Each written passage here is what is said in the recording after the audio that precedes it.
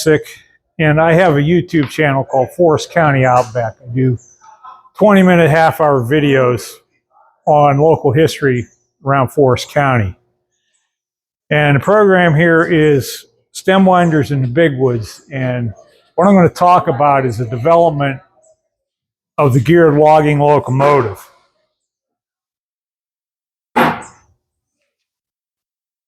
So the geared locomotive was made for this terrain. This is actually a series of switchbacks climbing out of Bear Creek. It's a tributary of Janosik Creek, and I've walked those railroad grades, and the picture does not do it justice. It's amazing that they were able to get locomotives up and down that. You know, and like I said, this, you think of geared logging locomotives, this is what you picture. And there were a number of manufacturers, but we're going to talk about the three ones that dominated the market. And this was the Shea, the Climax, and the Heisler. Now, the first settlers to this area, they encountered old growth forest, and so what their first occupation they had was logging. I mean, you're going to make a farm, you need cleared land, you need building material. So initially, they were cutting for themselves, and if they were close to places like the Allegheny River, Janosik Creek, Clarion River, they could float that down to Pittsburgh. I'm going to be talking mostly about Forest County because that's where I'm from. Eventually, they were able to establish small sawmills. They were very up and down sash mills. Production was low, but it was value added. They could also, after they satisfied their uses, they could sell that down in Pittsburgh, Cincinnati.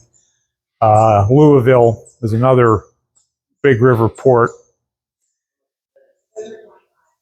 Now, they had a number of problems that kept production low.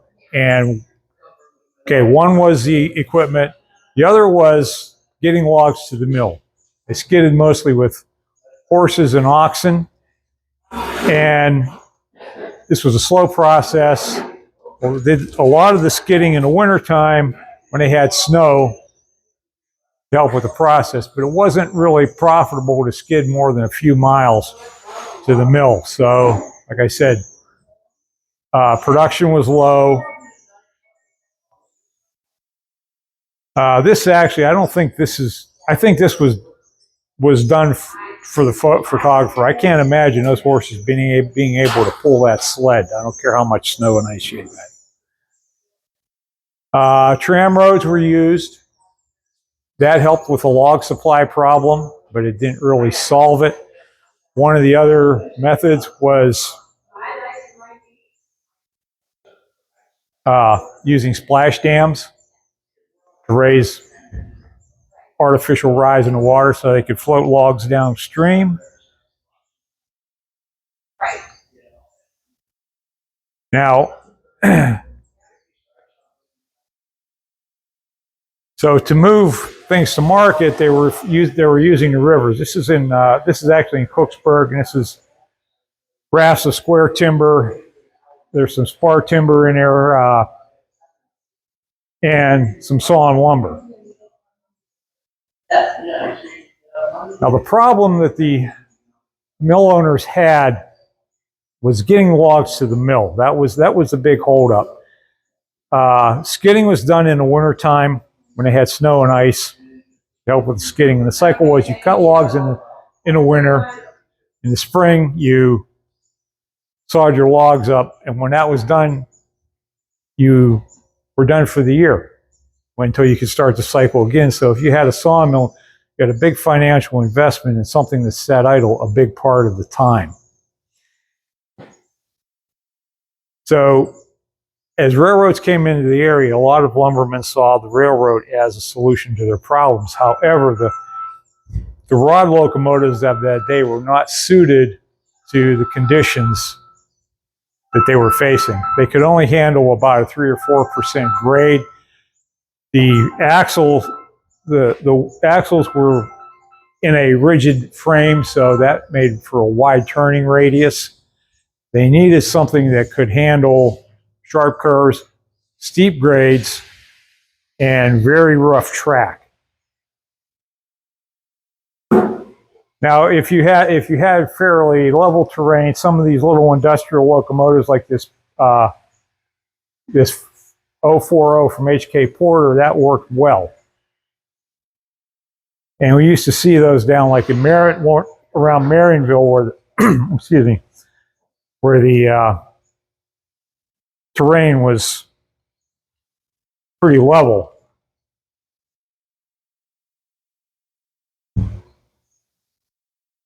They're cute little locomotives. Now, like I said, they needed something that could handle sharp curves, steep grades, and rough track. I mean, can you imagine trying to run a locomotive over this? And, you know, you look at the grades here. Rod locomotive isn't going to do it. And that's an example of the type of curves that they had to face. So they needed a specialized locomotive to really be able to access all parts of the area. And the track was very, like I said, was very primitive. These logging spurs might be only used for a few months, maybe a year at most, so they couldn't afford to build track like you would on a common carrier line. Stringer track was popular, laying rails on top of actually Carl was talking about stringer pole roads. It's basically the same thing. They didn't use too much ballast unless they absolutely had to. And this is an interesting one, the plank road. There weren't too many of those. And the bridges were pretty flimsy. They just built to the minimum that they had that would do the job. So, as I said, they needed a specialized locomotive. So, as a lot of lumbermen saw the locomotive as a solution to their problem. So, yeah, that is. But during this time, there was a lot of experimentation and a lot of homemade locomotives. I mean, that's probably about as primitive as you can get. And one of the more interesting guys who was experimenting with homemade locomotives was a guy named William Sykes. And he had a logging operation near Emporium, and he got together with his blacksmith, and they put this together. This was called Old Barney. And that's another photo of Old Barney. Now, the problem was with these locomotives is transferring the power to the axles. And Sykes experimented with leather belts or rubber belts. He eventually settled on chains. The problem was the chains at that time was not very strong.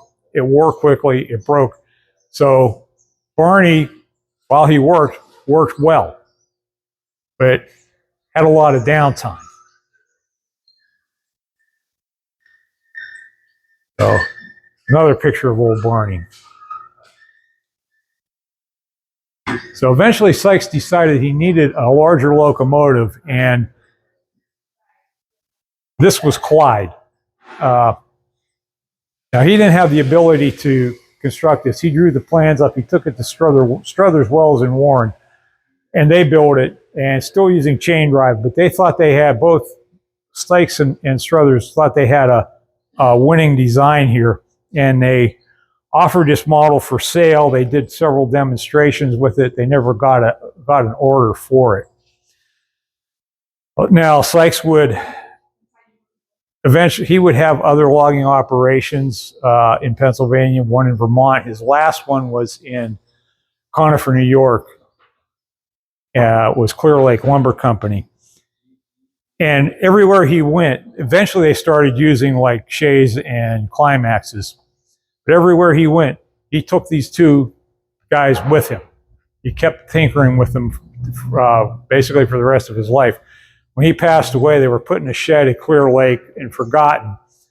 Now, several years later in the 1960s, when Clear Lake the company was dissolved and they were scrapping everything out, these two locomotives were rediscovered.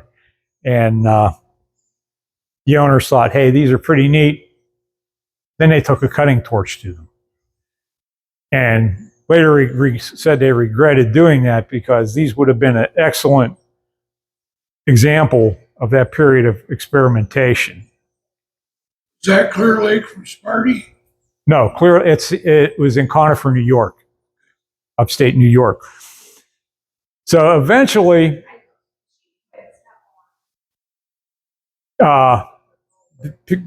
builders began to focus on geared locomotives. And there was a lot of experimentation with that.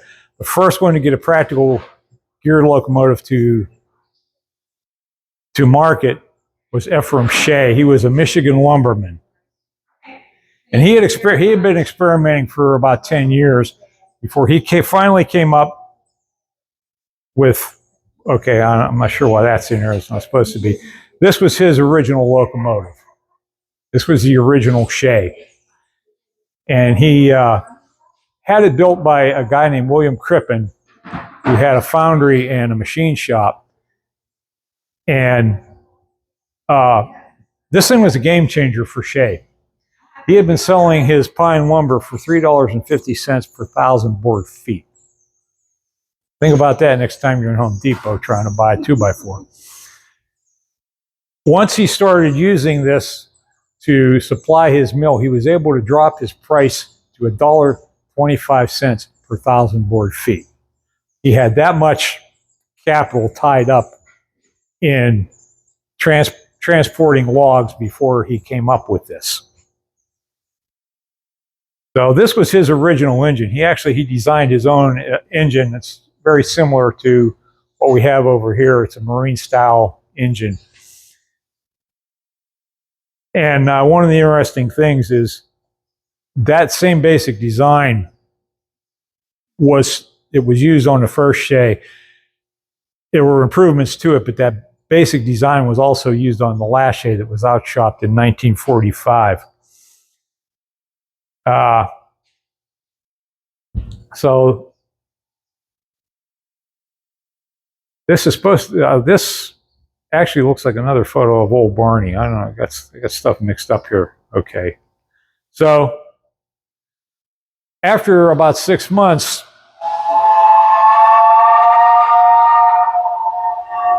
Shay had some improvements he wanted to make to his locomotive, so he took it back to Crippen, and this was the start of what they called the gear wars. There was a whole lot of people. I don't know whether they're trying to steal this idea or what, but anyhow, Shay was trying to keep this thing quiet because he wanted to get a jump on the other lumbermen. When he took his thing back, he was surprised to find out Crippen had about a 6-month backlog of orders on this. He was building and selling these things. And there was a whole lot of back and forth and other people involved, and it was just, it's very complicated. I'm not even going to get into it. So he took his design, he took it to Lima Locomotive Works in Ohio.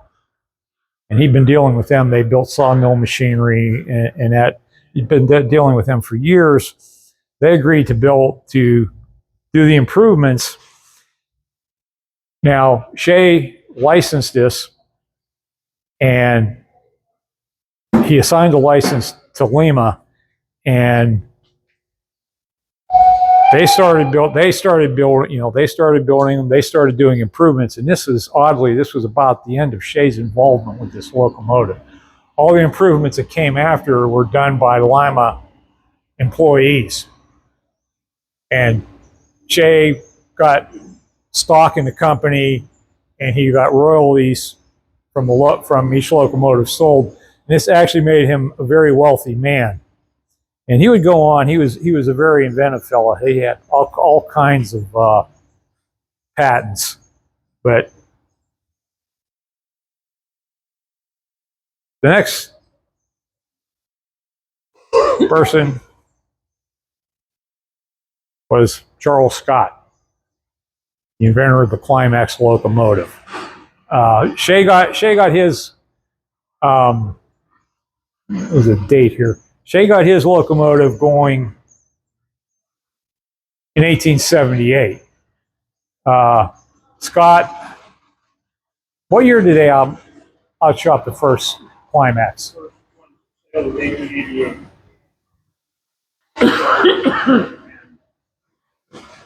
Battle and fought and named the company. So Charlie Scott doing the experiment with him sometime in 84. Yeah, okay. So Charles Scott was a pretty smart fellow, obviously, but he had a couple things that were working against him. One was a lack of formal education. He also had a trusting nature and a brother-in-law named George Gilbert, who was an engineer, mechanical engineer at Climax, and I believe he was also a lawyer, so you can guess where this is going. When it came time to apply for the patent, Scott found his paperwork overwhelming, so helpful brother-in-law George said, "I'll take care of it for you." And he did. He had the patents in his own name. Charles Scott was cut out. Gilbert essentially stole the Climax locomotive.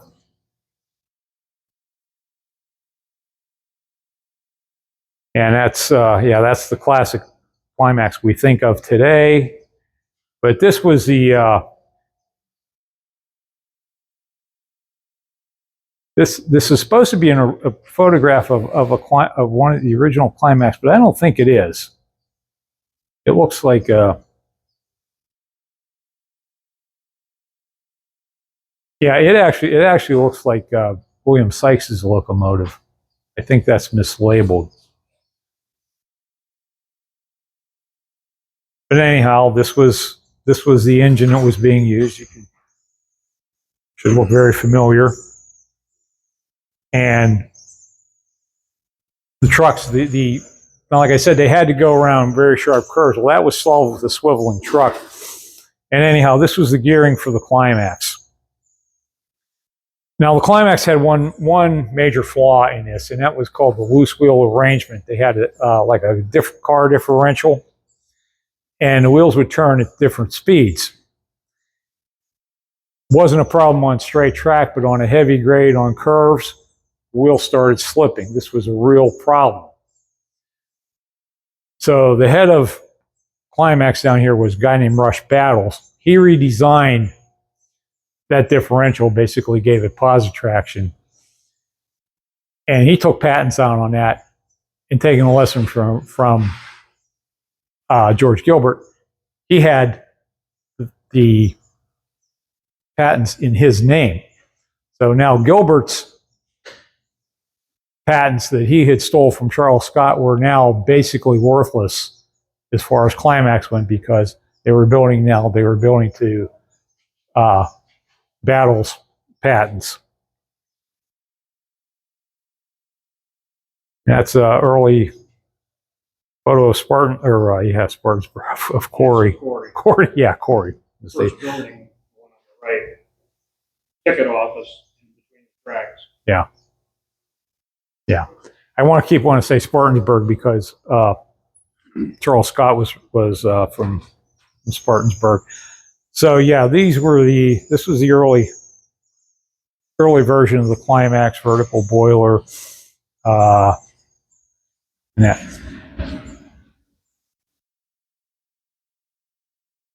this is Charles Scott with his invention. I think that particular engine is a Dunford. Oh, it's Dunkirk? Is Yeah. owned, and he was there visiting. Okay. When I found it, it was labeled as a climax.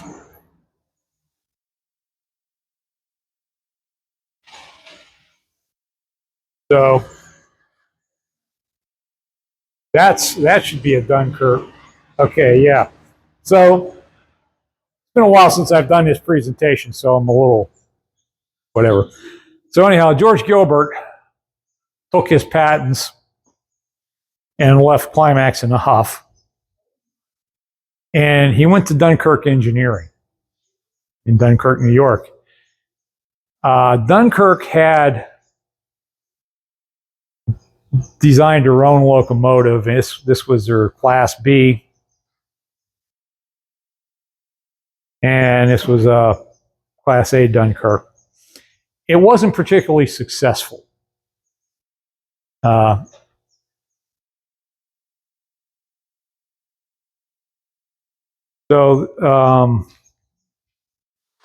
I'm getting ahead here. All right. So when he got there, there was an engineer working for, actually, he was working for Brooks Locomotive. He'd been loaned to Dunkirk to work on the Dunkirk locomotive, a guy by the name of Charles Heisler. And Heisler had designed a completely different locomotive. And the feature was this V-shaped cylinders driving the central drive shaft. And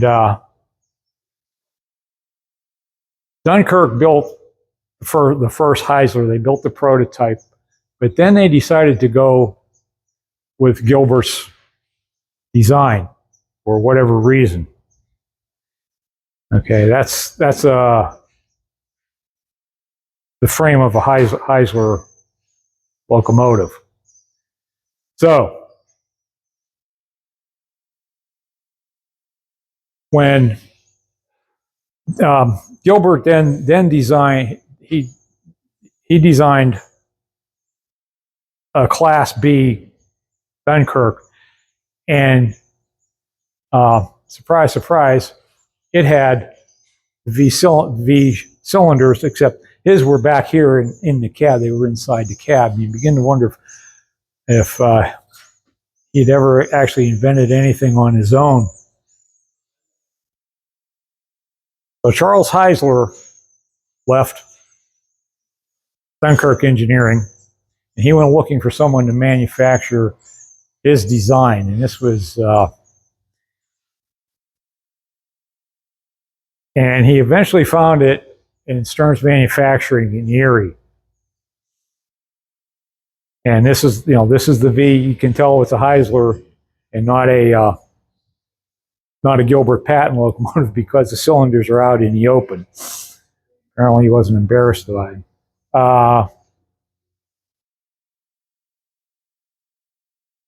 So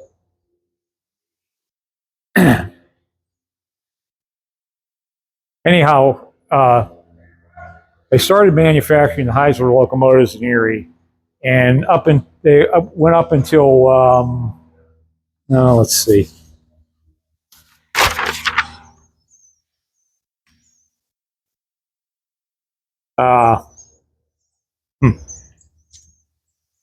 Okay, so the first locomotive Stearns outshopped was in 1894, and they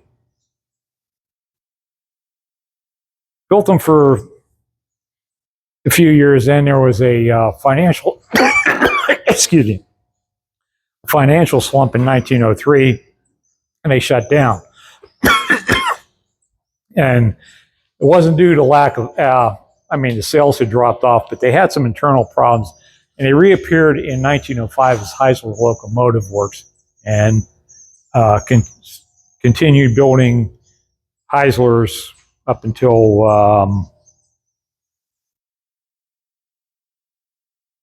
well, actually, the final one was outshopped in 1941. But again, like the like the Shays. Heisler kind of dropped out, and the Stearns people were making most of the improvements on it. So this is an early Shay. This is, like you say, making some improvements.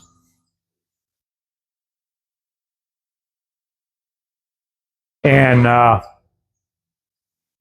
this was a 10-ton Shay. I mean, they built a wide range of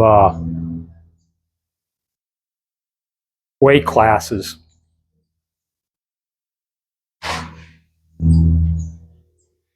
And another Shay. And as you can see, the Shays just, they just kept getting bigger and bigger. Now this Shay here, this was one of Teddy Collins's locomotives on the Sheffield and Tynester Railroad. And this fellow here, this guy's name was Philip Babb. And he was a brakeman on here. And one morning they had started out, he went along the cars, released all the brakes. This was in the wintertime, and he was making his way back towards the cab, walking over the empty log cars, and he either slipped on the ice or lost his footing, whatever, fell between the cars and was run over. Now, he was still alive. They put him in a cab, and they started going back to Kellyville where they had started. They stopped only long enough to use a telephone to have the doctor meet them at the depot. He didn't survive. That's his marker. The Shays in particular were very dangerous because you had all this exposed gearing. I mean, they had guards and that on it. But then when I'm, researching different elements of the railroads down here, there's story after story of people getting caught in those gearings. That's the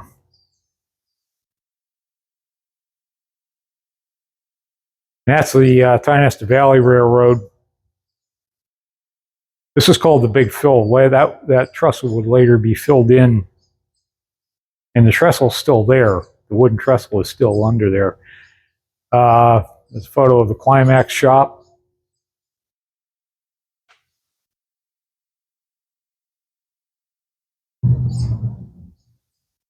Another shop photo. So basically, I've just got pictures of different showing different styles of locomotives.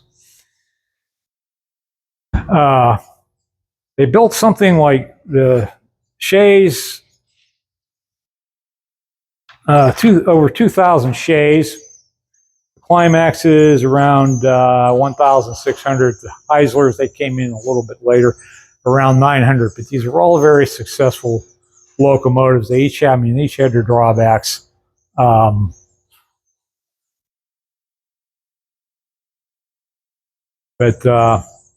they were what enabled lumbermen to exploit basically every inch of the old growth forest.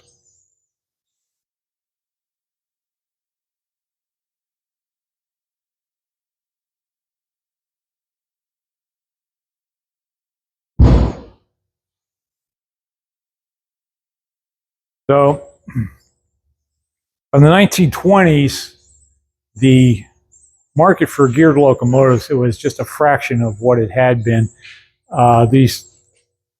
They were being replaced by trucks. Stay there, back up. Yeah. I want to make some point here. Yeah. That is the first B locomotive in 1891. Oh, yeah. The horizontal cylinder. Horizontal right. cylinder, not the angled cylinder. There was probably only 3 of those built.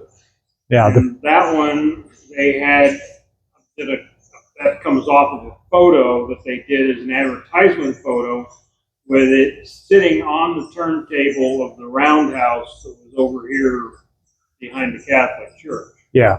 Yeah, with this arrangement, the piston stroke wasn't long enough. That's why they went to the inclined cylinders.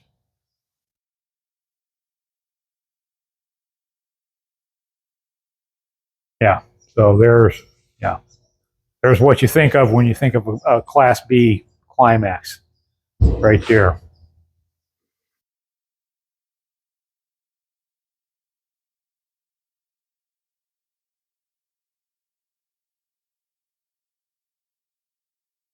So the Heisler advertisement. This is a Heisler on the Tionesta Valley Railroad.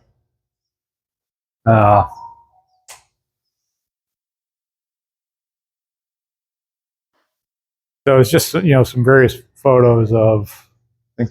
This was a one of Teddy Collins's Heislers after a brake failure on Salmon Creek. And believe it or not, that thing was put back together and put back in service.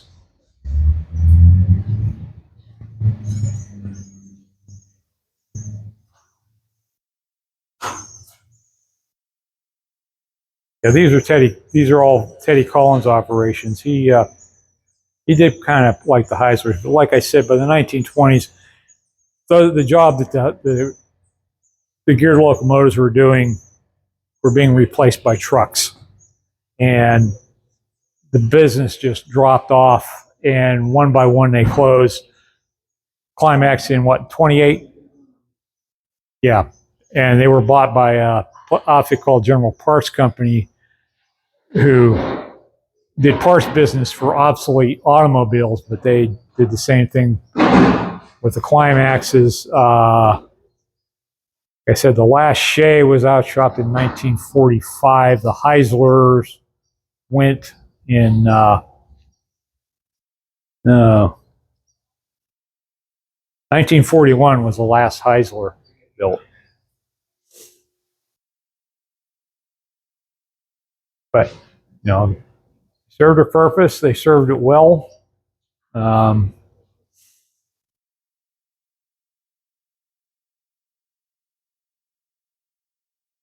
this was the fate of most of them. After they were done, a lot of times, if they weren't scrapped immediately, they sat around. This was actually taken in Kellyville. These locomotives had been stored in the old planing mill. It burned down, burned the cabs off of them, and there they sat. And most of these would be gathered up during World War II for scrap. Yeah. So this was a sad end. T-boiler. Yeah, for so many of them. That was actually Teddy Collins' first locomotive, first one he bought.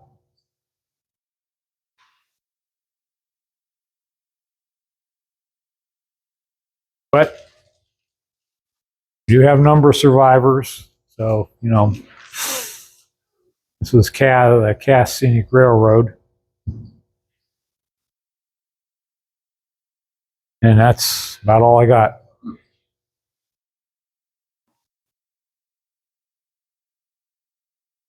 You said that picture's done. Yes. Yeah. Yeah, they have all three models. I've been down there. Yeah. Hopefully one of these days they get the B Climax running. We're able to get ours running and down there and have, for the first time ever, a Climax A, B, and C side by side. Of course, theirs is all on interchange, so they're FRA. So another reason why we're looking at putting together kind of a Lionel style tramway track that we can lay beside their track run on. The three locomotives